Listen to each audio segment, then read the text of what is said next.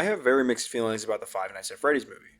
On one hand, I like certain parts of it. I actually think they did a pretty good job in making a unique adaptation. On the other hand, I kind of wish it was something completely different. As always, my name is Gambit and welcome to Infamous Energy, and it's time to get into my honest thoughts about the FNAF movie. Let me preface this video by saying I am a huge fan of the Five Nights at Freddy's franchise and have been for many years. If you happen to be someone that really enjoyed the FNAF movie, I am not telling you to feel one way or the other. I am simply sharing my experience with the movie, and I'm going to be giving my opinions throughout the video. So let's start off strong with one big change that the movie does in comparison to the first Five Nights at Freddy's game. The movie takes place roughly 20 years after the closing of the first pizzeria. Now, while it is true that we do not know the exact date the first game takes place in, it is pretty safe to assume that the pizzeria closes after we get fired. And this change really brings me to my first gripe with the movie. A common theme you'll notice as I compare both the movie and the game is I feel like the games often feel more impactful, and the timeline is a perfect example of this. Going the route that the movie did and choosing to close the restaurant 20 years prior to the current story makes the missing children incident feel a lot less relevant in the movie's time. In the games, this story is making headlines constantly. It's something we can assume everybody is talking about because it's a current event. This story wasn't just important to a couple of characters like it was in the movie. It was considered big newsworthy. You can pretty much assume, at least by the newspaper clippings, that it was pretty much common knowledge, at least on the local level. I think it would have been a lot more interesting in the movie if Mike had to go to a recently closed pizzeria. Maybe Mike just turns on the news and sees that the pizzeria was recently shut down due to the investigation. So when he is looking for a new job and gets offered that position, it is all the worse. But of course he has to take it, so that just shows how desperate he really is. It's really little changes like these that the movie does that have such a big effect. So that begs the question, when it comes to a movie adaptation, how accurate should it be? Should it be as close to a one-to-one as the source material as possible? Or should there be some creative liberties taken? My opinion is this. If you are deciding to make a change to an already known property, and the change isn't going to make the product better, then it might be safe to say not to go forward with it. Also, I'm going to add that in the start of the movie, nobody knew who the killer was or where the bodies were or anything like that. So my question is, if it was 20 years later, did Afton move the bodies out of the suits? Did he clean the suits? No, right?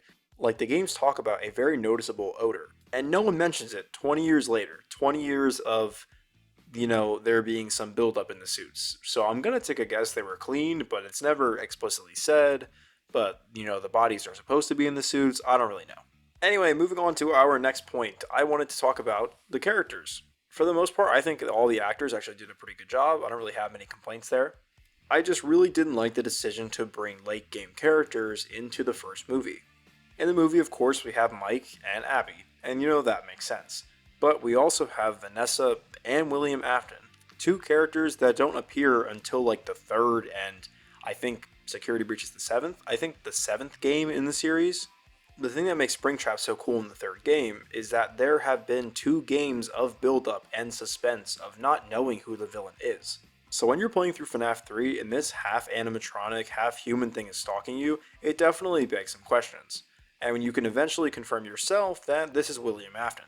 In comparison to the movie where they had to kind of Hollywood it up a bit. Having Afton being heavily featured in the first movie really just cheapens the effect that he has as a villain.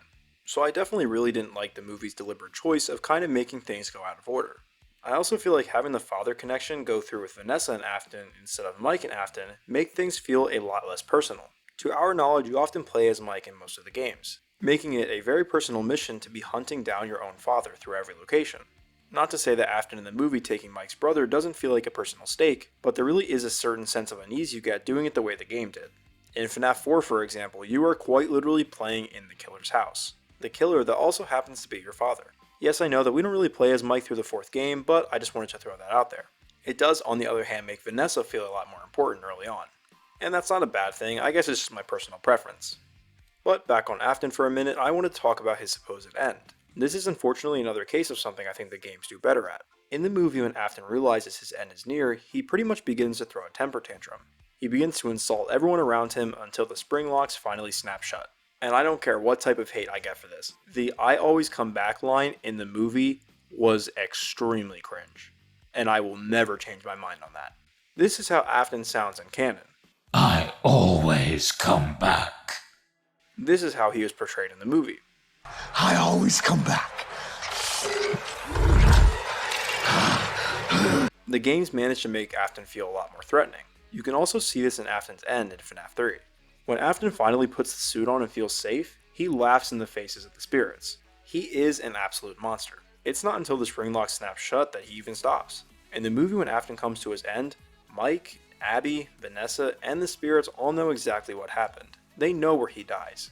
In the game, on the other hand, he dies pretty much alone. No one alive even knows he's there, and that's the exact type of ending he deserves. All alone, with no one even giving him a second thought. And of course, we can't talk about characters without actually touching on the animatronics. The team that was responsible for bringing the animatronics to life did an amazing job. Like, they look perfect. Just not so much in motion.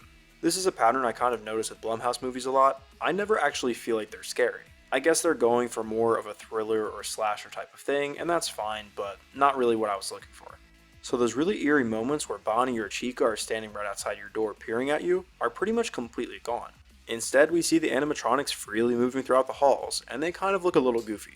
Watching them run around kind of defeats what makes them scary in the first place. You aren't supposed to see them move. They move when you're not watching. That's what makes you feel so uneasy when you're playing the games. Instead of just seeing Foxy run down the hall like he usually does, which admittedly has always been pretty goofy even in the first game, he takes the time to sing his little jingle before actually going after you. This gives you more time to process things, making it feel a lot less serious. I know I sounded like I hated the movie, but there are actually a lot of things I love about it. I remember exactly how I felt when I watched the intro for the first time in theaters. And of course, I can't forget what it was like seeing Freddy's band perform for the first time on the big screen. I had that song stuck in my head for weeks. But my favorite change the movies did from the games was actually getting to see more of the spirits. Using Mike's dreamscape as a way to communicate them was a really interesting idea and one I really enjoyed. For me, that was certainly a welcome change. Now, I'm not saying I wanted the FNAF movie to be a camera simulator or anything close to that. What I really hoped to see was a streamlined storytelling of the lore and story of a franchise that I've really come to love. But that's not exactly what we got, and that's okay. I'm really happy that a lot of the fans enjoyed the movie as much as they did, and I hope the sequel is just as big of a smash hit. Thank you so much everybody for watching. If you like this video or any other videos on the channel, why not take a second to like and subscribe? And while you're here, why not take a quick sneak peek at the teaser for our next video?